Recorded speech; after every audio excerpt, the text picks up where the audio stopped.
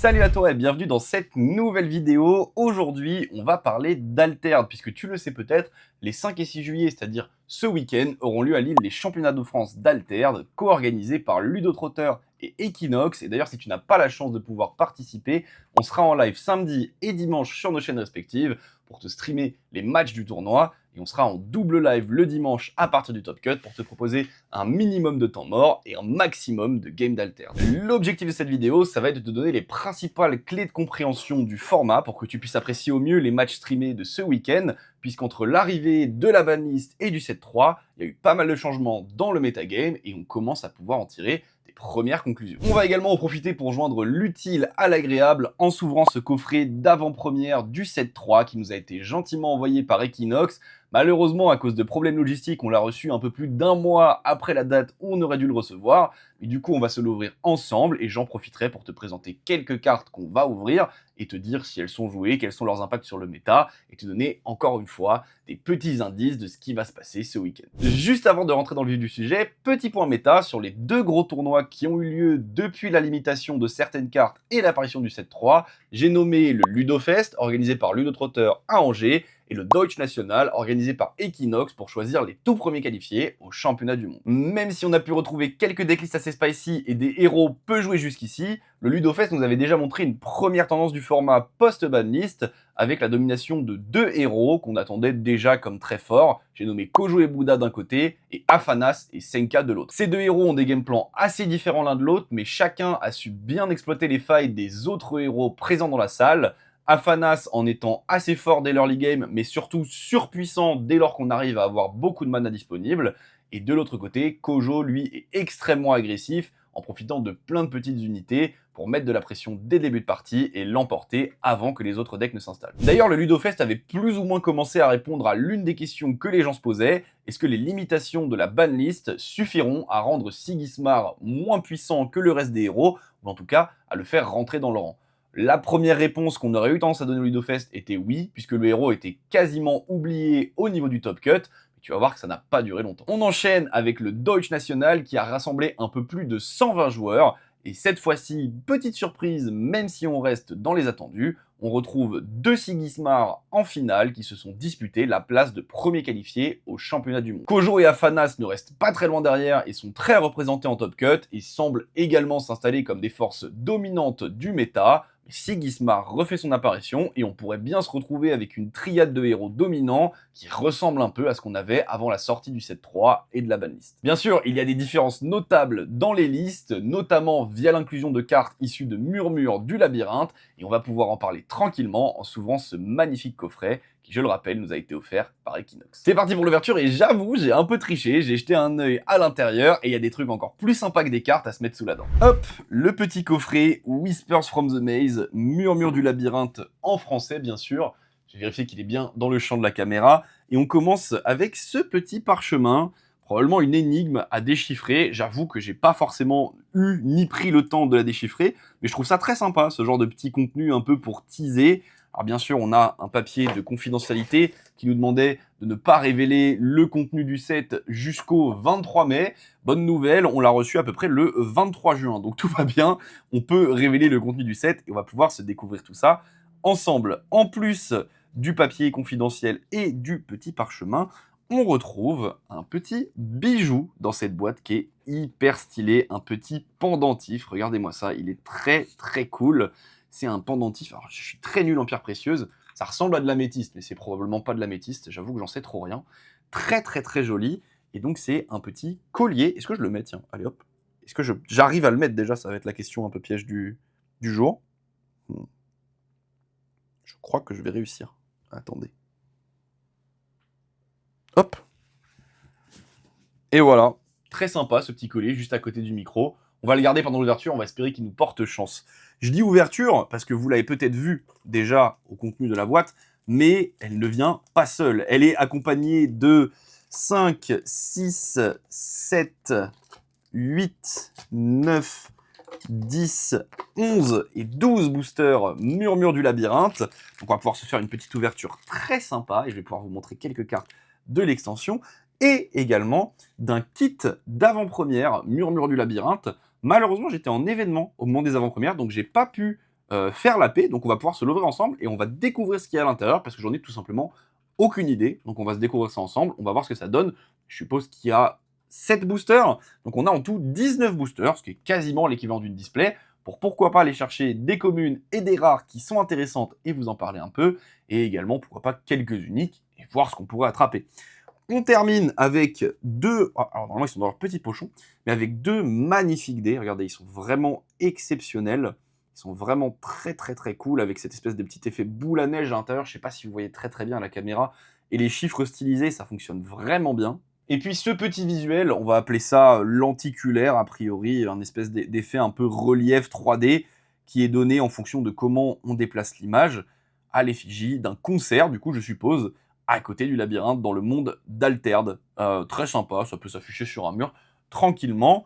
Vous voyez, il y a quand même pas mal de petits goodies sympas, en plus de la boîte, qui est vraiment une belle boîte de rangement. Pour le coup, c'est quelque chose que tu peux clairement mettre dans ta déco. C'est une boîte qui est en bonne qualité, hein, on n'est pas sur un carton tout mou, tout fragile qui va s'écraser. Donc franchement, ça fait plaisir. Très très beau colis d'Equinox, et on apprécie ce genre d'initiative. Bon, je sais pourquoi vous êtes là, nous savons pourquoi nous sommes là, le petit point méta est fait, on va s'ouvrir tranquillement les boosters de l'extension. Je vous propose qu'on commence par le kit d'AP, histoire de découvrir un petit peu ce nouveau produit que je ne connais pas encore. Je vais bien vous le mettre sous la caméra juste ici. Ce nouveau produit, kit d'AP Alter, donc qui a débarqué au moment du set 3, ça n'existait pas pour les sets 1, pour les sets 1 et 2, et c'est un produit donc, qui permet aux boutiques de faire des tournois d'avant-première avec un format directement prévu pour, et on a notamment, bah tiens regardez, on en parlait, on a donc 7 boosters, ça on en avait déjà parlé, on va les mettre de côté, on va faire une petite compétition entre le kit d'AP et les 12 boosters à côté, voir lequel fonctionne le mieux. Mais donc qu'est-ce qu'on a ici? On a une petite carte illustrée, ah bah la moitié du... Enfin le tiers d'ailleurs en l'occurrence du concert et Bavo, qui est un petit moustique. On a un mini poster, qu'est-ce que c'est que ça? Est-ce que c'est une autre illustration? Un petit flyer, certains secrets devraient rester dans l'ombre, avec comment construire un deck d'avant-première, avec des petits conseils pour construire un deck d'avant-première. Ouh, ça c'est cool. Ça c'est cool, essayez d'inclure au moins 2 ou 3 sorts de gestion. On va mettre 5 à 8 sorts dans le deck, pas trop de permanents. C'est hyper intéressant ça, d'avoir accès à ça. Et on peut du coup jouer jusqu'à 3 factions en avant-première. Ok, ça j'aime bien, j'aime plutôt bien. Même la boîte, hein, encore une fois, on parlait de la première boîte, mais celle-ci, elle peut s'utiliser pour ranger des cartes. On est sur un carton plutôt solide, on peut poser des cartes dedans et ça peut très bien fonctionner. Et on a derrière un petit pack de maps du set 3. On va les ouvrir, on va se les découvrir ensemble. Qu'est-ce qui se passe dans ce pack de maps? Pour l'instant, je n'ai vu que les maps du set 1, je crois. Alors, on a donc la map héros côté labyrinthe, la map compagnon avec derrière peut-être un étage inférieur du labyrinthe, quelque chose comme ça. Et donc ça va être les deux côtés. Et derrière, au milieu, on a les 3 maps qui sont très sympas, avec à chaque fois un biome différent, bien sûr, hein, la spécialité d'Alterd. On dirait, je le perçois un peu comme on s'enfonce dans le labyrinthe, on descend les étages du labyrinthe, et à chaque fois, on a une apparition d'un nouvel élément, un peu comme si c'était une espèce de trou sans fond qui regroupe, qui traverse les âges. Je les trouve très sympas, ces petites maps. On gardera bien sûr les maps de base en stream pour faciliter la lecture à tous les gens qui ne jouent pas souvent et à la régie également. Mais très très sympa, ces petites maps. Je vous propose qu'on commence tranquillement avec les boosters de ce kit d'AP, les 7 boosters de ce kit d'AP, voir si on récupère des cartes dont on a envie de parler, et pourquoi pas peut-être une ou deux uniques qui pourraient éventuellement venir compléter la collection. Alors, on commence avec une petite map derrière, une petite map du labyrinthe qui va aller rejoindre ses frères et sœurs, et derrière, on va prendre le devant du paquet. On a Hatsadi. Et bien écoutez, c'est hyper intéressant qu'on commence par Hatsadi. On va parler d'Hatsadi tout de suite. Je regarde juste s'il est bien dans le champ. Il est bien dans le champ.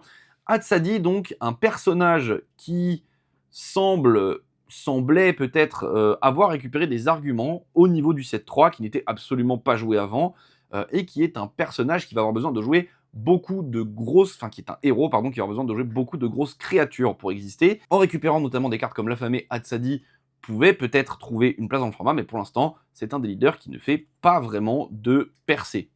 On a donc Aoif, qui est la première carte, il me semble, qui avait été présentée avec la mécanique de repérage. Donc pour rappel, tu la joues pour beaucoup moins cher, ici 2 au lieu de 5, mais tu l'envoies directement en réserve. Par contre, tu profites de son effet flèche, qui est de faire perdre Fugace et gagner un boost à un autre personnage. Donc c'est littéralement une main tendue. Et il y a quelques cartes qui vont profiter de cette mécanique et qui sont jouables.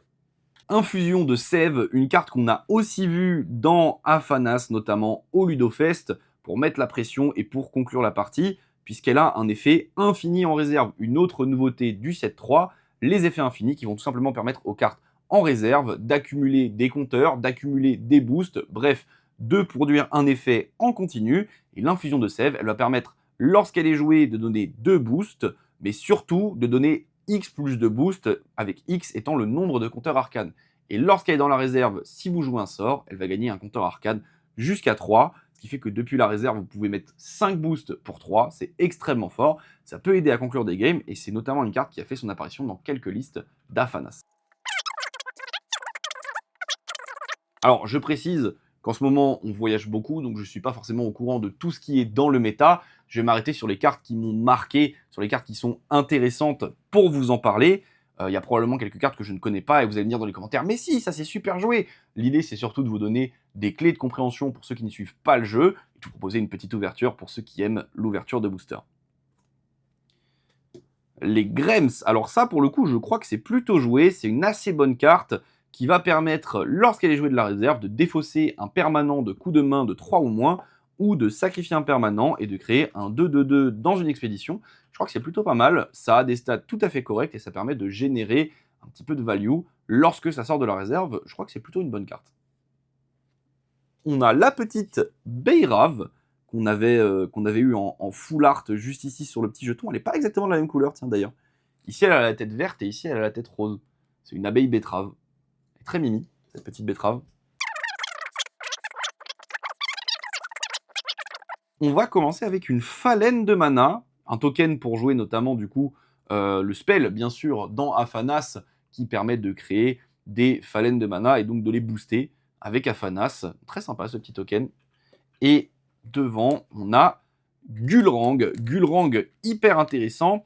Héros qui a fait son apparition lors du Ludofest, qui n'était globalement pas joué, quasiment pas joué avant ça. Gulrang, qui est donc un héros qui va permettre de donner un boost lorsque vous créez un jeton, mais tant que vous n'avez pas au moins 8 orbes de mana, les jetons boostés que vous contrôlez ont défenseur, c'est-à-dire qu'ils vont défendre votre terrain, mais ils ne pourront pas faire avancer leur expédition. Et le truc hyper intéressant avec Gulrang, c'est que c'est un héros qui était trop lent auparavant, mais au Ludofest, on a commencé à en voir quelques-uns à se hisser jusqu'en top, et derrière s'incliner un petit peu en top cut, parce que le temps n'est pas nécessaire pour disputer un BO3 complet, et donc si tu perds une game, bah, tu vas te retrouver derrière dans la troisième game, et tu risques de perdre sur ça. Donc je crois pas que c'est un leader qui a fait de très bonnes performances au Dodge national, mais ça reste une carte qu'on pourrait voir, et si vous ne connaissez pas Gulrang, méfiez-vous, parce que c'est un leader qui est dans le radar des grands joueurs, en tout cas des bons joueurs avec qui j'ai parlé, et qui considèrent Gulrang. Une contorsionniste Lyra, qui est une carte qui est un petit peu jouée dans Lyra, notamment parce qu'elle a l'effet continu de ne pas compter dans la limite de votre réserve, et du coup notamment dans Fen, c'est pas trop mal, parce que si vous la révélez avec l'effet du héros, ou alors si vous la mettez en réserve d'une manière ou d'une autre, eh ben ça vous fait un slot de réserve de plus, et ça a pas mal de valeur, notamment contre tous les spells d'Afanas qui permettent d'incliner des cartes en réserve, et donc de les empêcher d'être jouées. Ça augmente le nombre de cibles nécessaires pour vous empêcher complètement de jouer.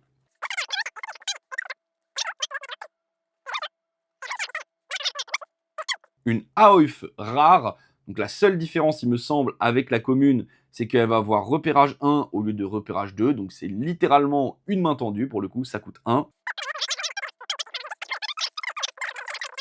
On continue, cette fois-ci, pas de token ou de map dans le booster, mais on commence avec Rin et Orchid, un héros qui a priori était assez moyen avant la sortie du 7.3 et la banlist, et qui l'est toujours actuellement. Pacifae, qui est une carte plutôt rigolote, parce qu'il y a notamment un joueur au Ludofest qui a réussi ce qu'on appelle un combo infini, donc c'est-à-dire qu'il avait deux cartes qui interagissaient en boucle l'une avec l'autre pour générer des tokens, et il avait créé quelque chose comme une centaine de tokens, et l'adversaire a juste joué Pacifae, et Pacifae, quand ça rentre en jeu, eh bien ça vient gagner un boost pour chaque personnage que l'adversaire ciblé contrôle, et donc il a réussi à battre le board avec une centaine de tokens parce qu'il était juste un au-dessus, c'est-à-dire si tu as infini de tokens, bah, j'ai infini plus 1 en termes de stats, et du coup je suis toujours au-dessus, plutôt rigolo, et du coup une carte qu'on a vu jouer, notamment au Ludofest, et qui a créé cette situation un peu marrante.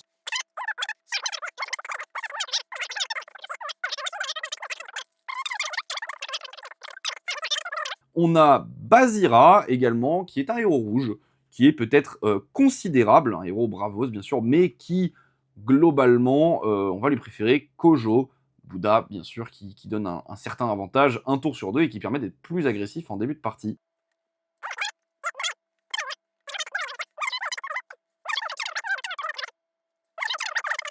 Duand de Sève, une excellente carte également, qui va permettre de cibler 2 personnages en jeu ou en réserve et d'échanger leur boost, et derrière de piocher une carte. C'est plutôt une bonne carte, notamment contre Afanas, parce que vous avez des stratégies qui vont vouloir énormément booster des petites créatures, et avec ce Duand de Sève, vous allez pouvoir punir cette stratégie en prenant tous les boosts et en les mettant sur vos personnages pour assez peu cher. C'est une plutôt bonne carte. Et on termine sur, je crois que j'ai vu une petite unique. Une unique ici qui tombe, ça fait plaisir. C'est un commis du personnel.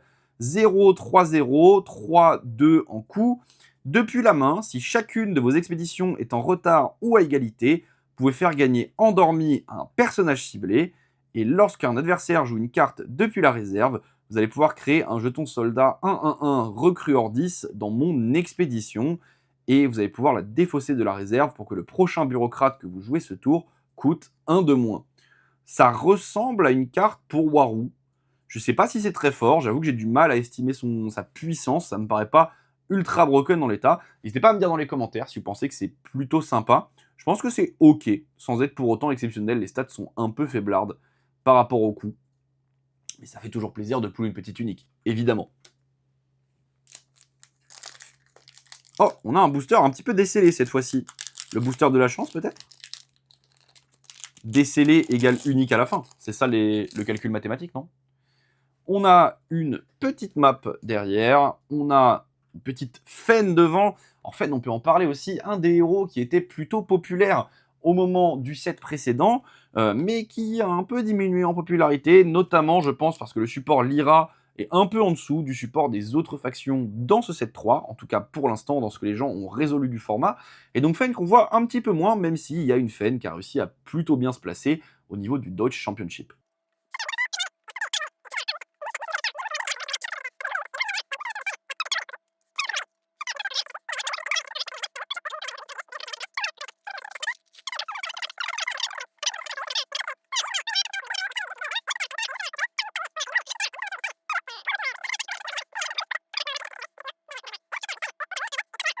Et dernier booster de l'extension, on n'a toujours pas eu mon petit favori, et j'espère qu'on va le sortir parce que c'est une carte que j'aime énormément et que je trouve hyper intéressante en termes de game design. Un petit Scarabot, un petit Traced, pour l'instant pas un héros qu'on voit trop sur le devant de la scène. Le chef pâtissier, également une des premières cartes qui a été annoncée, il me semble, pour cette mécanique d'effet continu, d'effet infini dans la réserve, justement. Je crois que c'est le premier avec ce genre d'effet qui a été annoncé.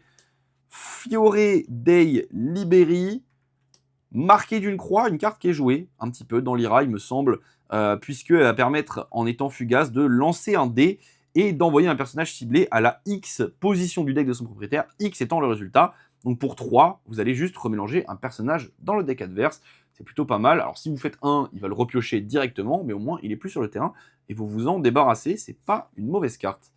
Le bot fixe, le Minotaur, le Thésée en rare qu'on vient de voir en rouge, la ferme, et derrière on aura le Testament de Rune en rare, qui est donc la dernière carte de ce petit kit d'AP qui nous a quand même permis de parler de pas mal de cartes sympas.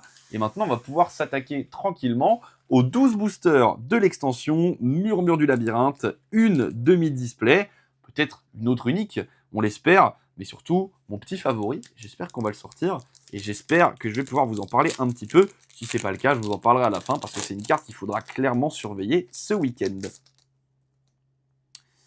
Le Fallen, comme d'habitude, Et devant, on va avoir Afanas. Bon, Afanas, on en parlait, une carte extrêmement polyvalente qui a certes perdu quelques atouts dans son deck building lors de la banlist, mais qui a toujours beaucoup de pioches, beaucoup de cartes peu chères, beaucoup de moyens de booster ses personnages. Bref, c'est un excellent héros, peut-être l'un des, si ce n'est le meilleur du méta à l'heure actuelle. En tout cas, c'était plutôt le consensus au moment du Ludofest. La question se repose après le Deutsche National où on a vu Sigismar contre Sigismar en finale.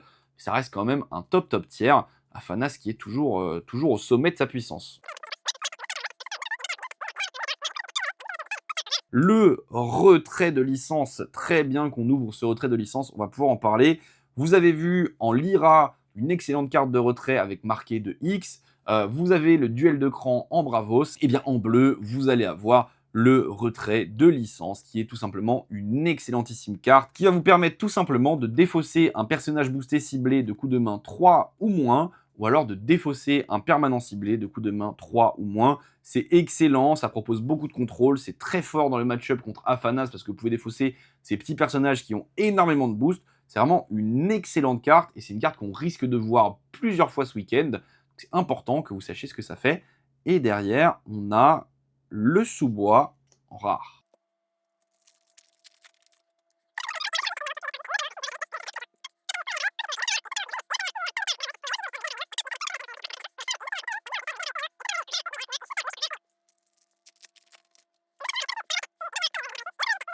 On a le Mess, excellentissime carte pour Bravos, qui va vous permettre de multiplier vos ressources, notamment dans Kojo. Il y avait un Kojo, je crois, qui ne le jouait pas en stream au Ludofest, sinon tous les autres le jouaient au maximum de copies.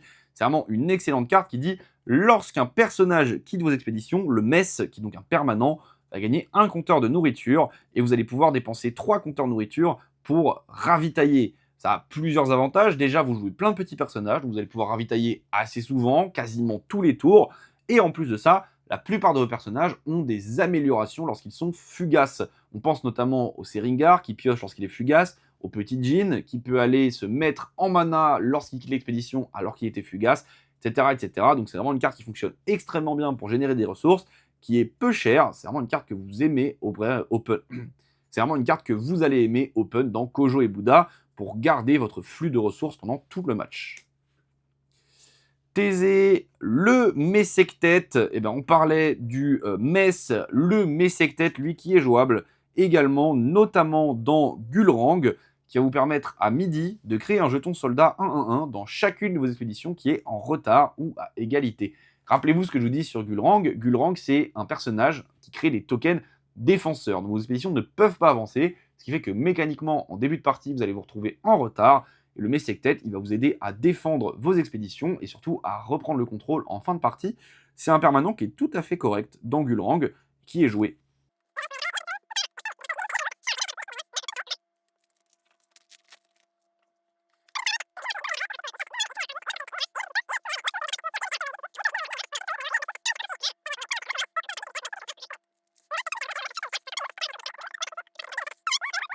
Déjà, un héros qui est toujours un peu jouable, sans pour autant être top méta, mais peut-être un héros qu'on verra sur les tables de stream, qui sait. En tout cas, pas impossible qu'on retrouve déjà au niveau du top cut.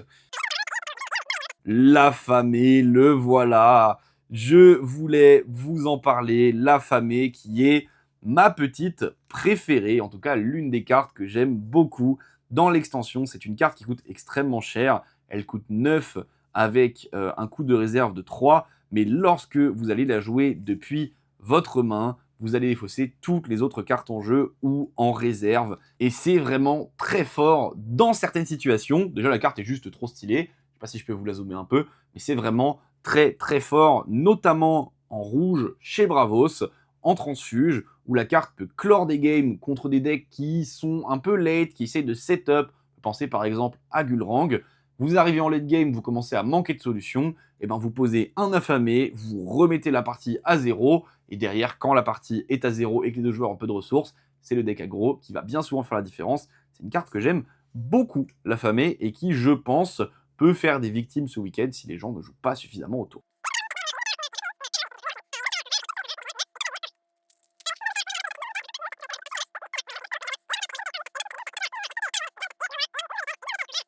Et derrière, on a une petite unique. Et c'est une Estia 4-3, depuis une coup de main 4, depuis la réserve 3, une 3-2-4, en termes de stats, c'est pas trop mauvais. Et lorsque vous la jouez depuis la main, vous pouvez défausser un personnage de votre réserve, et si vous le faites, jusqu'à 2 personnages ciblés gagnent chacun un boost, et en effet infini, lorsque vous jouez un autre personnage, vous pouvez payer 1 pour lui donner un boost. Alors l'effet infini est pas du tout inintéressant, l'effet infini est même clairement intéressant, l'effet depuis la main est un peu moins bon, mais peut-être que cette carte, elle peut être jouable dans une stratégie qui joue beaucoup de petits personnages et qui va avoir tendance, en fin de partie, à avoir du mana et à pas trop savoir comment l'utiliser. Peut-être que cette Estia, elle peut être plutôt intéressante. N'hésitez pas à me le dire en commentaire. Le retrait de licence en commun, celui-ci qui va venir pour 3 de la main et 3 de la réserve, défausser un personnage boosté ciblé ou défausser un permanent ciblé. Donc il y a un peu moins de restrictions que la rare, par contre c'est un peu plus cher, et c'est également tout à fait jouable. Les deux sont très très bonnes. En fonction des ratios de rares de votre deck, vous pouvez faire le choix de jouer plutôt l'une ou plutôt l'autre.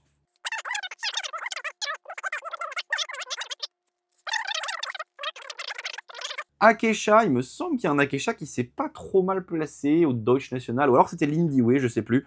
En tout cas, c'était un Izmir qui n'était pas à Fanas, ce qui est plutôt intéressant à chaque fois de voir que les factions qui sont fortes peuvent aussi se développer au travers de leurs autres héros. Akecha qui n'est pas du tout un héros exécrable, puisque une fois, lorsque vous êtes le premier joueur, vous allez pouvoir dire après vous, et comme Izmir fait déjà ça très bien, bah, ça en rajoute encore à la sauce, et au final, votre adversaire est obligé de claquer toutes ses cartes avant que vous ayez vraiment un commit de mana. Beaucoup de permanents dans cette extension. Pas plus mal, parce que les permanents, c'est une mécanique qui était un peu délaissée, et c'est une mécanique qui revient un petit peu sur le devant de la scène, avec notamment le Metz, le Messectet, le Havre également, des permanents qui sont globalement plutôt intéressants et qu'on va retrouver dans les decks dominants du format.